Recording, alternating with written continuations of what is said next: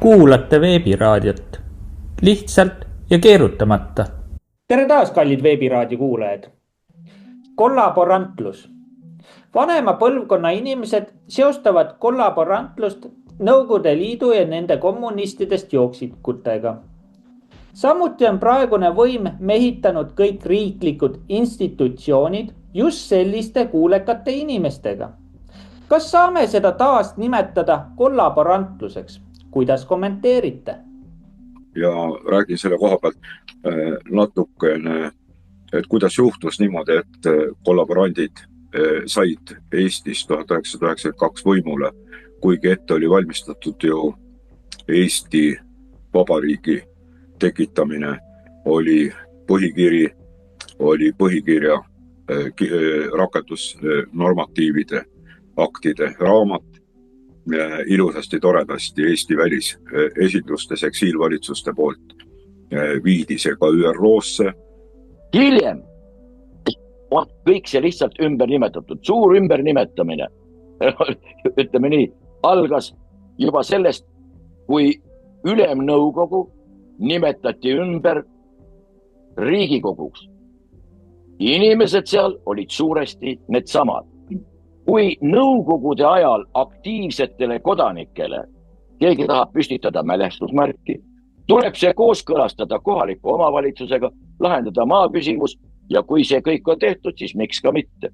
Ja siis ma hakkasin uurima, et kus erakondades mis positsioonidel neid siis veel on. Ja siis juba jõudsin ärimeesteni, kes ehk siis ühesõnaga jah, see suur ümbernimetamine võttis selle asja väga hästi kokku ja see tuli mulle ka ilmseks mõned aastad tagasi.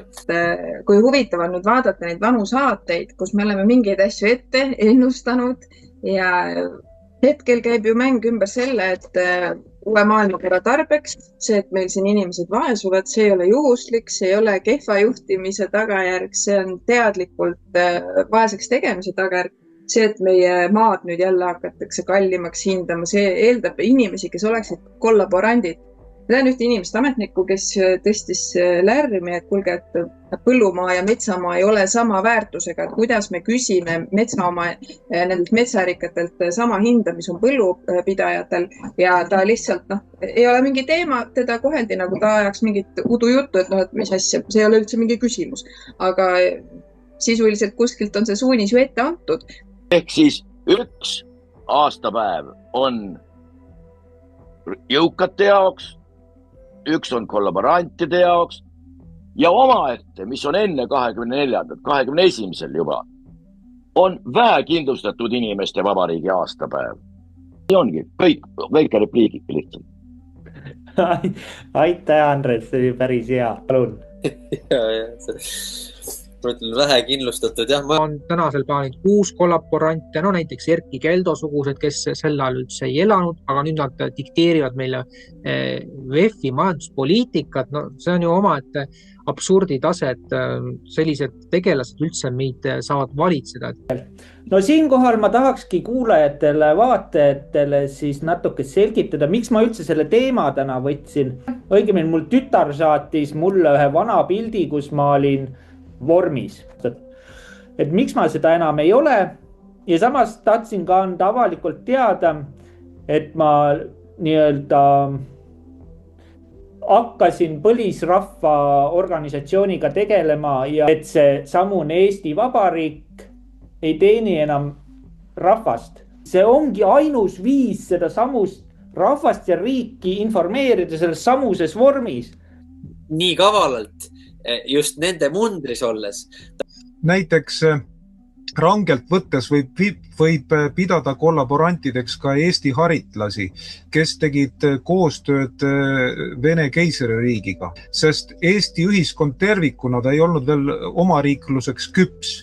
Aga tänapäeval on olulisem see, et kui taheti karjääri teha, siis mindi mõne salaseltsi liikmeks. Need on tänapäeva mõistes süvariigi käepikendused. Ja tegelikult mulle see sõna kollaboraare ja eufemia meeldivad sellepärast, et vanas Kreekas kasutati neid termineid tegelikult positiivses võtmes, kus kohas Kreeka valitsus tahtis, et rahvas avaldaks meelt, sinna pandi nuhid sisse, kes maja valitseja sai siis teha vastavalt selliseid otsuseid, et olla rahva ees populaarne. ja täita niisuguse korralduse, et rahvas ei hakkaks mässama. Ja eks kaheldamatult kõik, kes julgevad vähegi sellest nõndamatult peavoolust teistmoodi mõelda, need on kohe jälgimisel. See on täiesti selge. Ja kui meie saadet vaatavad need inimesed, kes pitsitavad meie suguseid, mõelge, kas te tahate suhelda mingi äkilise iseloomuga üksikvõitlejaga meie asemel või soovite siiski pidada tsiviliseeritud dialoogi.